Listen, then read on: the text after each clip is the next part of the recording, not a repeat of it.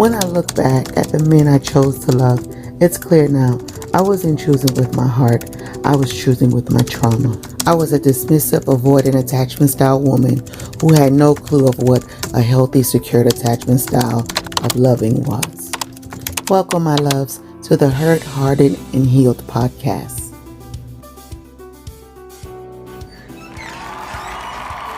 Hey, loves, I'm home.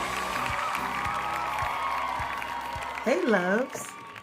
Thank you for welcoming me back in your home again for another episode of Hurt, Hardened, and Healed. This is episode 4, and I am so excited to be in front of you again today. Now, the topic that we're going to be tackling today is going to be the one about fearful avoidant. We have spoke about attachment styles, and if you are unfamiliar with that, please look at the other videos that I have, and I'll also have them linked in the description bar below. It is definitely going to be an asset to you knowing your attachment style. There are two. So there's unsecured and secured. And under the unsecured, there are 3 other attachment styles. And usually you find yourself somewhere in between. So this is episode 4. So if this is your first episode that you're seeing, go ahead and pause, go back, watch the other episodes and get caught up. No worries, I will be here when you get back. But for all of those who have been in here since day 1, thank you so much. Also, to my other subscribers that are on my other YouTube channel, thank you so much for coming over and stopping by. I appreciate the love and support. On this podcast, we take the journey from being hurt and sometimes hardened to now being healed. Now, this is a journey that everyone is on. However, some are not aware of it. So if you think that you have not been impacted by childhood trauma, I encourage you to keep watching. Okay, so always, as y'all know, I'm going to say, let's just jump right in. But what I want to do is run it back and let's talk about what we've learned thus far. So there is the secure attachment style. That is when you have a healthy way of interacting with peers, partners, family, and friends. It's where you have healthy relationships, healthy coping mechanisms, healthy ways to resolve, healthy ways to interact, and your love language is all of the above. What that solely means is that you don't have issues with trying to communicate with your partner, and you don't have the other attachment styles that we have previously went over. Then there is the dismissive. So I was a dismissive avoidant, and if you're familiar with that, that is withdrawn, that is unemotional, and just not being able to actually tie into a deeper connection with a partner, even friends and loved ones. Since being secured, it has helped me on my journey to healing, which is why this podcast even exists, because I want to make certain that we all are on that journey and we're successfully succeeding at it. Knowing is half the battle. So even in finding out your attachment style, that is only half. You still need to figure out, now what do I do differently to become the healthy, secured person that God intended me to be? The last episode, we spoke about anxious. So the anxious attachment style has, I would say, a little bit more insecurity as it pertains to their partner. So it's kind of triggered by outside parties. So they feel, according to their partner or their mate, this attachment style tends to make a person a little bit more clingy. So rather than be withdrawn, they're actually maybe over in love. I don't even know if that's a word, but they definitely have attachment issues, and it is hard for them to navigate in a relationship separately with their own identity. Now, they are able to do it like in their workspaces and things of that sort, but they are strongly connected to their partner and what their partner feels, and they're very sensitive emotionally. So I'm sure all of us know somebody in our lives that's like that, if it isn't you. But today we're going to get into fearful avoidant. Now, this is the combination of them all except secured. So this is the combination of dismissive and the combination of anxious. And so this particular attachment style goes between the two. So one minute they're super clingy, they're so in love, they can't get enough of you, and the next minute they're dismissive, they want nothing to do with you, and they're breaking everything off. I would say this is the most unruly attachment style, and only because you just kind of never know what you're going to get. We're going to get into the characteristics, and I'm going to do y'all a little differently this time, right? Because I don't want this to feel like homework, even though it is. Like, working on yourself is homework. It's just work, period. And it's work that never ends. But I want to shorten it a little bit because I really want to dive in a few other things that just kind of links everything together. Okay, so here we go. Fearful avoidant attachment style, also known as disorganized attachment, is characterized by a conflict between wanting close relationships and fearing intimacy. Individuals with this attachment style crave connection, but also distrust others and fear rejection, leading to push and pull dynamic in relationships. They may exhibit both anxious and avoidant behaviors, facilitating between seeking closeness and withdrawing to protect themselves from potential hurt. So basically what that means is that they actually have the desire. I feel like a dismissive attachment style has the desire, but not enough to really put themselves out there. And then the anxious has a desire and they like really extend themselves out there. The fearful avoidant is like a cross between the two. So they're going to come 100% and they're also going to withdraw 100%. So it's not like a 50-50. It's all in or nothing at all. A craving closeness but fearing intimacy. They desire close relationships but are also terrified of getting too close and being hurt or abandoned. And if y'all haven't noticed, the key components through all the attachment styles is usually abandonment and rejection. Negative view of self and others. They often feel unworthy of love and have difficulty trusting others, difficulty regulating their emotions. They may experience intense emotional highs and lows and struggle to manage their feelings. Withdrawal and avoidance. When feeling vulnerable or overwhelmed, they may withdraw from relationships or become emotionally distant. And what's so crazy about this is that this would like really throw you off. Let's just say you're on the receiving end of the fearful avoidant. What happens is that they love you. Like they love you long time. Like anything you want to do, everything you want to do, they're down for whatever. They're there, they're in the home. They're interacting, they're being loving, all this stuff. And then something happens, you do something that seems a little untrustworthy or maybe suspicious or something that hits those triggers, and then all bets are off. It's like, let's say if y'all not married, but maybe this person comes and visits and they spend the weekend over, and then Saturday you hit a trigger. You go to work, you come home, they've cleared all this stuff out, they're back home. They may or may not even answer their phone. And they're like, yeah, no, everything good. And you just can't really put your finger on it because you're not sure what you said or if you said something, but you're like, here we go again. Now, here's where it gets good because it says impact on relationships. The push and pull dynamic and difficulty trusting others can make it challenging to build and sustain connections. With the help of a therapist, individuals with fearful avoidant attachment can learn to understand the root cause of their attachment style and develop healthier coping mechanisms. And honestly, that's with all of the attachment styles. Once you find the root cause or causes, it will make sense. And we don't connect the dots enough. Like seriously, like I had a conversation with someone about the correlation or the connection between what you experience as a child versus how you react as an adult. It could be just as simple as not seeing affection within the home. So maybe you come from a two-parent home, mom and dad in the house, nobody hugs, nobody kisses, nobody says I love you, but it's business as usual, right?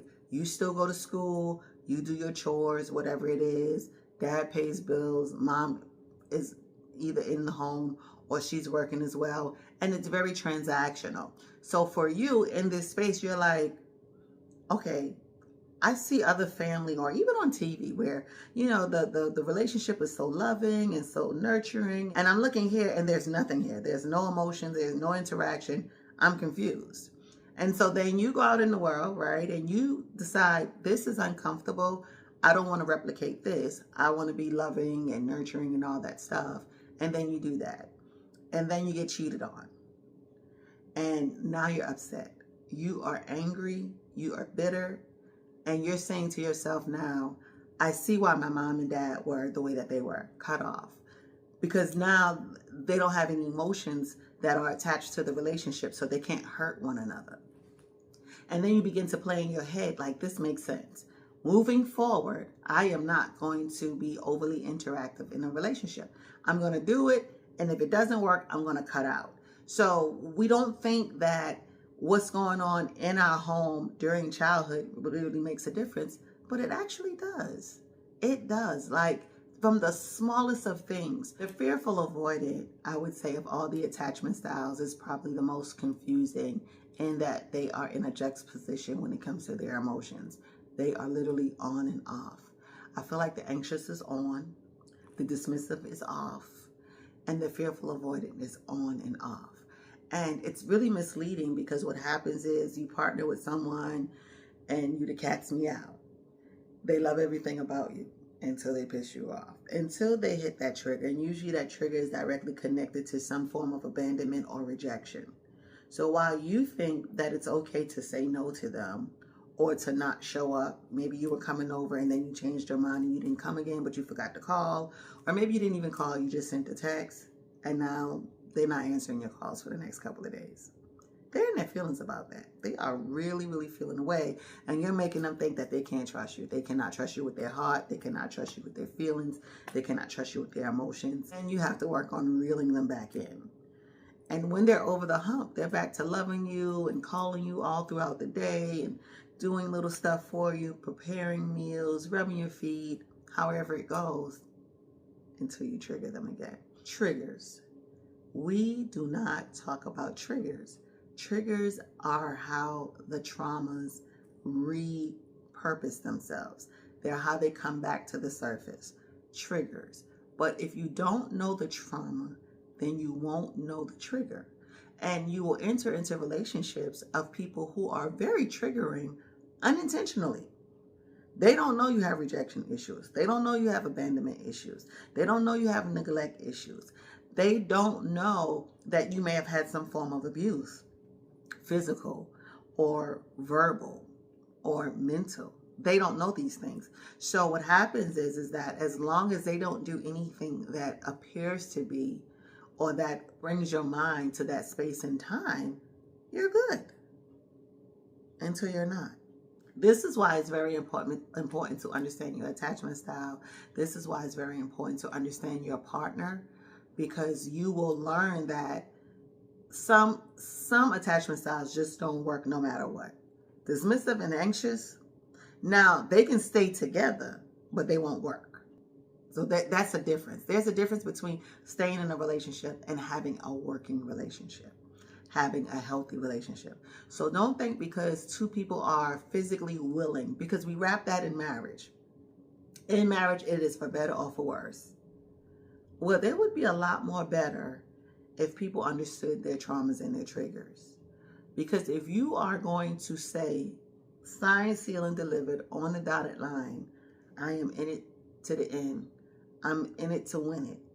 And you're dealing with a partner who is as well, but they are not dealing with those traumas, you will see how in it you really are, how deep it really gets.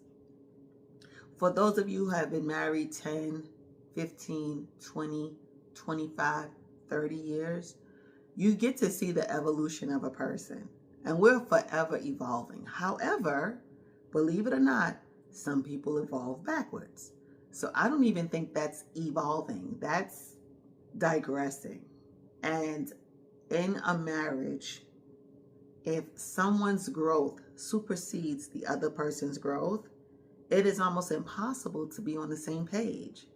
You may have started on the same page, but if you don't move in cohesion, where even if someone is a little bit higher, you bring the other person up, that person has to be willing for that to have that type of elevation, then the only other recourse is for you to stay down where that person is. And that can be really troubling. That can be very, very tricky, because when you know better, you do better. And then you want better, you pursue better. And so if you have someone who is comfortable just where they are, and they don't require any more of themselves, then they're not going to be able to present you with anything more than you presently have. And it makes you ask yourself, can I do this another 10, 20, 30, 50 years, however long the Lord leaves us on this earth? Can I do this? This is, I believe, the reason divorce rates are so high. People always say, oh, you can't change a man, you can't change a woman. You can't. But you can encourage change. You could be the change that they need. Or you can just change your mind, girl. Get on out there. No, I'm just playing. I promise I'm just playing. But seriously, we have so much information that is downloaded into us on a day-to-day basis, especially around relationships and the people that we're around and what that looks like. And of course, we're on the outside looking in of all these relationships. So we only know the version that they present to us. We do know that there are three sides to the story. There's his, hers, and the truth. We already know that. However, in almost 30 years of being a professional licensed hairstylist and makeup artist, I'm always surprised. The stories, the core of it is the same, but the stories constantly change. And I just watch how the enemy, for those of you who don't like the word devil, the enemy morphs into all these different characters and use all these different vessels of people to come in, steal, kill, and destroy what it is that you have, especially when it comes to a union. And we're not even talking about just marriage. What about with parents? What about with siblings? Right? These are some of the people that are closest to us. What about grandparents, aunties and uncles, cousins, cousin and them? The objective for the enemy is to come in, use who he can to destroy what is there, what is available. And he uses our attachment styles as our trigger. If you don't identify with that trauma, if you don't identify with the trauma, if you don't identify with the attachment style, then you're kind of like riding around blindly. It's like literally having a blindfold on and not knowing where you're going and just hoping you end up somewhere safe. It's not going to happen. You're bound to run into something. And depending on what it is, there are serious injuries involved. So what I want to do, loves, is open up the floor. I want to open up this podcast to viewers like yourself, to those who are close and who are local, who would like to come and share their attachment style, how they found out, how it has affected them, and then how they have healed. And not everybody is healed, right? So that's okay. We're open to those who are still on their healing journey. We're open to those who are in the process of healing and trying to find their way. But this is a conversation, a dialogue that we need to have. We need to have these conversations and understand why a lot of the decisions that we make are the decisions that we make and how deeply rooted they are and how they impact. So there's anxious attachment. That's it. You're just anxious, not the other way around. You're just anxious. And then there's dismissive, where you're detached, not the other way around. You're just detached. And then there's anxious avoidant or fearful avoidant. That style is a combination of the two. And it's probably, again, a little bit more difficult to juggle. I did feel like from being a dismissive, that a dismissive and an anxious attachment style was probably the most difficult to partner together.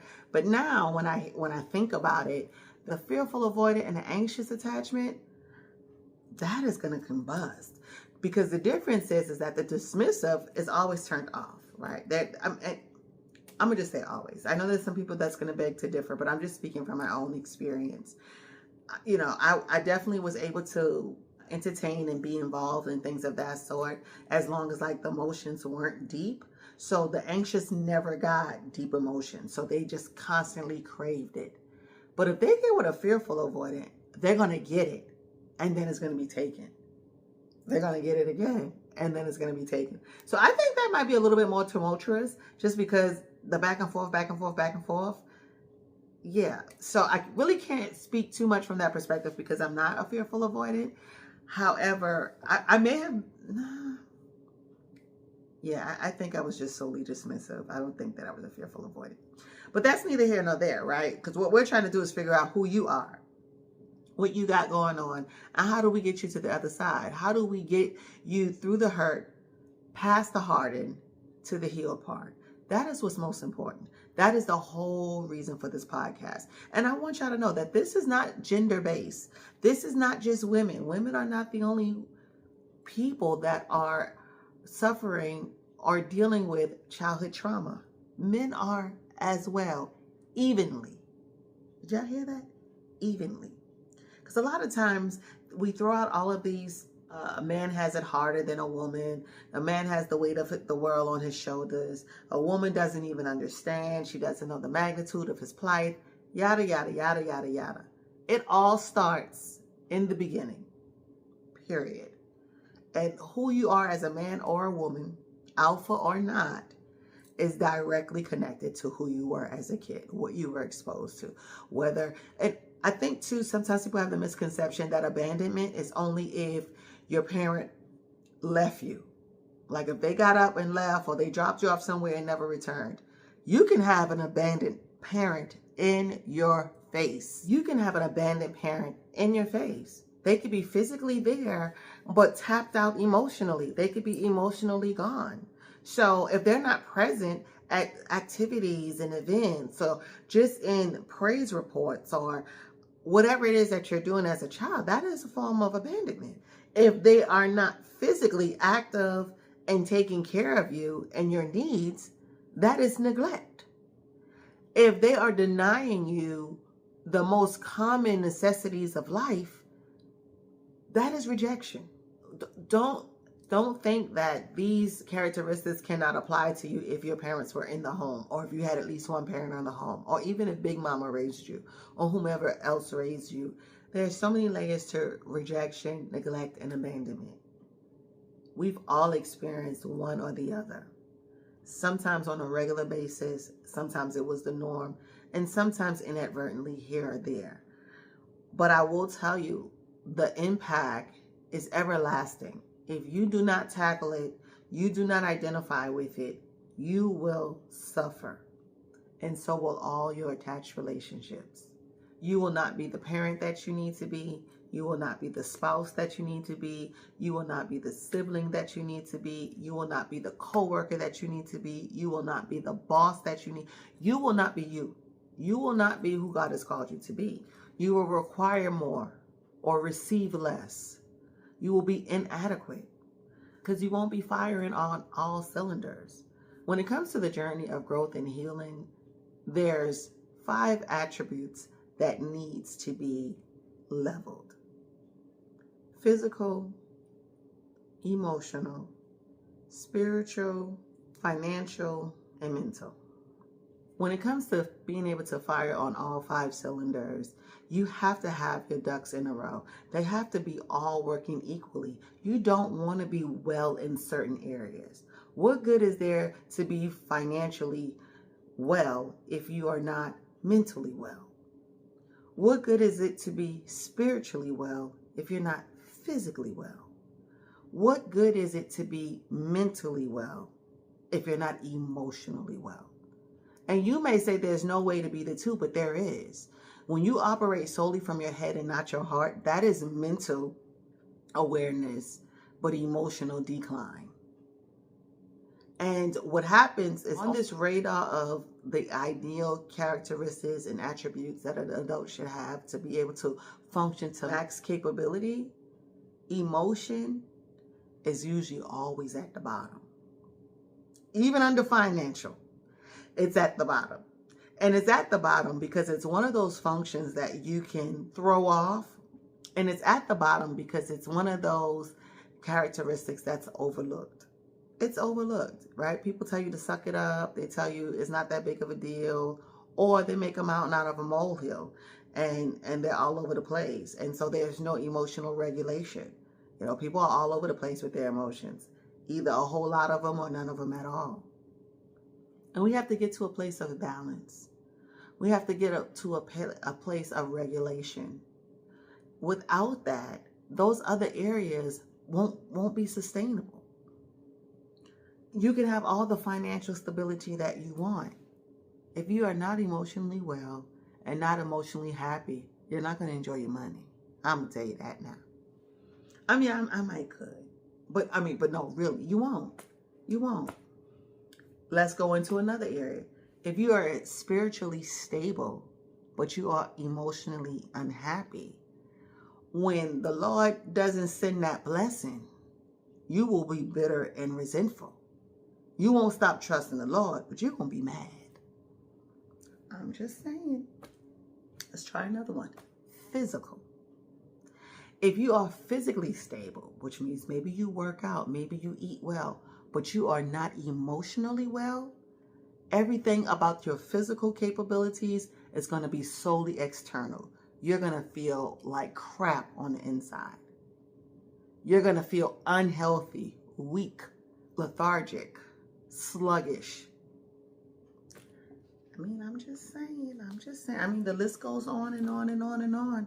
We don't get our emotional health together, nothing else is really going to be the creme de la creme. We will be missing the mark. Like, we won't be rising to the occasion. We won't be operating at max capacity. It's just not going to happen. So if you're in that phase of feeling like everything is going right, but something just ain't right, it's probably your emotional ability. It's probably not being sustained. It might not be priority. It may not be active. So I challenge you. I know I'm constantly challenging people, but I'm challenging you to be a better version of yourself. Find out your attachment style, and let's work on it. Let's also be able to be critiqued. Let's also be open to criticism and having someone else tell us what they're receiving from us. Because even when we're making changes, we want validation. We want somebody to acknowledge those changes. But sometimes we think that the change that we made is from 0 to 50, and it might be from 0 to 5. But it feels like a lot because it's so opposite of what we've ever done. So while we think that it's this, it's really that. And the only way to know that is to ask your peers, ask your partner, ask your parents, ask your siblings, ask your coworkers, ask your employees. Ask them, what are they receiving from you? I was once in a room where there was a seminar going on. And in this seminar, they were bringing up the speaker. And so, right before the speaker, usually someone opens up with this whole repertoire of who this person is and all these accolades. And when they had to describe their character, there was no emotion in any of it. It was headstrong, driven, hard worker, doer, leader. I mean, it was all these things. But I never heard loving, kind, nice, sweet, humble. None of those things. And sometimes we get in a world where we think that that's what it takes to succeed. If you would like to come and discuss your healing journey and how you have arrived, and I know we say nobody has actually arrived. I mean, you arrived at certain areas, right? So there's certain levels. So let's just say that, what level you're on in your healing journey. Let's talk about it. We can talk about how it started and how it is. But if you're not there, what you need to do to get there, this is important. Everything now is about mental health, mental health, mental health. I can't express how important your emotional health is. There are people who are not mentally well because of their emotional health. So, I said I was leaving, so I'm getting ready to go. I'm not going to hold y'all. No homework. But reach out. If this video did anything for you, please drop that in the comment section below. Please make sure that you like and give this a thumbs up so that the YouTube algorithms can push this video out and we can touch more people. We can help to heal more people together. This is a community. We are in partnership. This is not a me thing, but a we thing. So subscribe, share. It's free to do all those things. And until next week, Monday at 12 noon, I will see you guys later. Bye, loves. If you or someone you know would love to share your journey from hurt, hardened to heal, please reach out. Feel free to call or text by phone